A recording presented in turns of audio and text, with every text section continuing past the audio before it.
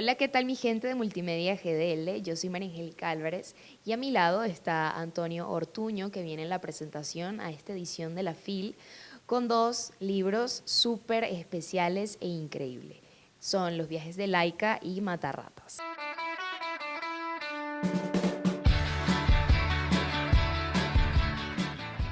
Antonio, ¿qué expectativas tienes de traer estos libros a un festival de tanta importancia como es la FIL?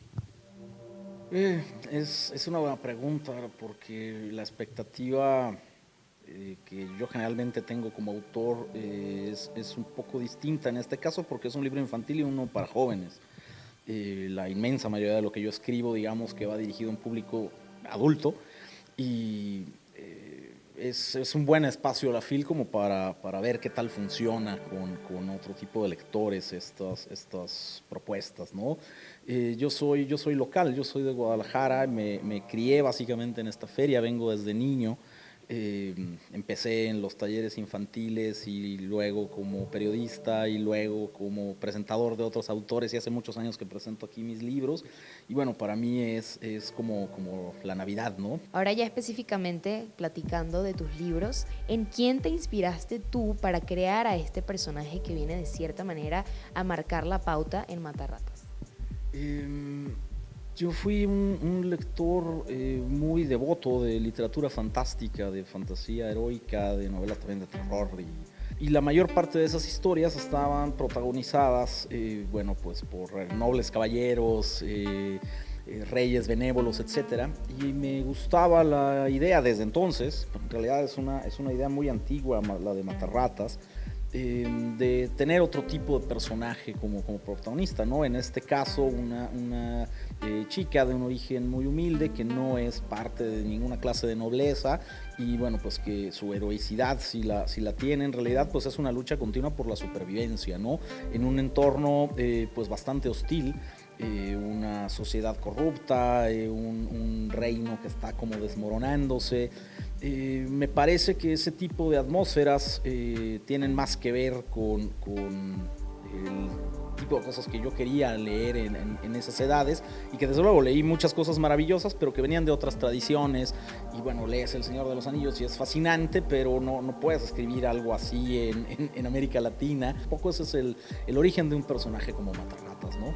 En el caso de Clavo y Agua, ¿por qué decidiste llamar a estos personajes como tal? Me llama muchísimo la atención esa parte. Eh, Justamente una de las circunstancias que yo he visto un poco a lo largo de los años con quienes en América Latina o en general en lengua española quieren escribir este tipo de historias de fantasía, es que a veces imitamos incluso fonéticamente el tipo de nombres, de lugares, de personajes, de autores nórdicos, de autores europeos, etcétera, y que claro, para sus idiomas pues tienen mucho sentido, los traduzcan o no nuestras editoriales, pero esos nombres tienen un sentido. Tolkien decía que él inventaba sus historias a partir de los nombres, desde luego era un lingüista muy erudito, y claro, a partir de esos nombres incluso inventó lenguajes que estaban basados en esos idiomas nórdicos, germánicos, anglos, etcétera. Pues él tramaba toda una mitología que estuviera detrás de esos nombres que él formulaba.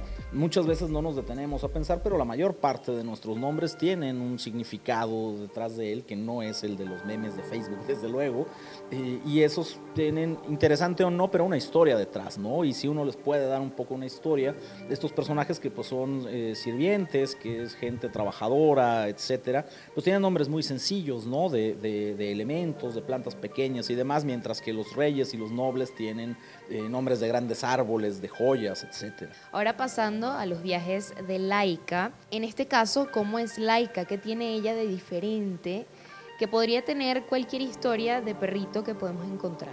Yo creo que el asunto con Laika tiene que ver con algo que no es solamente un viaje o una serie de aventuras, sino directamente el asunto de la migración, ¿no?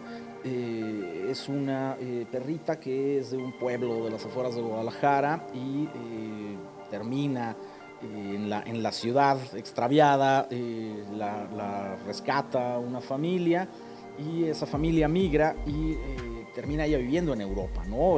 Por una serie de carambolas de cosas, teniendo como que reinventarse un poco como tienen que hacer los migrantes siempre.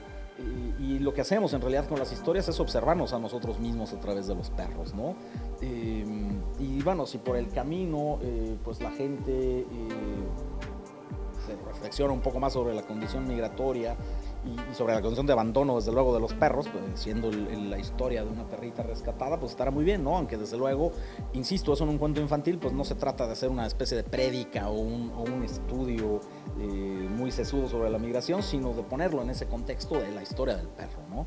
Antonio, una frase que describa lo que sientes en este momento al saber que tus dos libros están presentes en la edición de FIL Guadalajara de este año.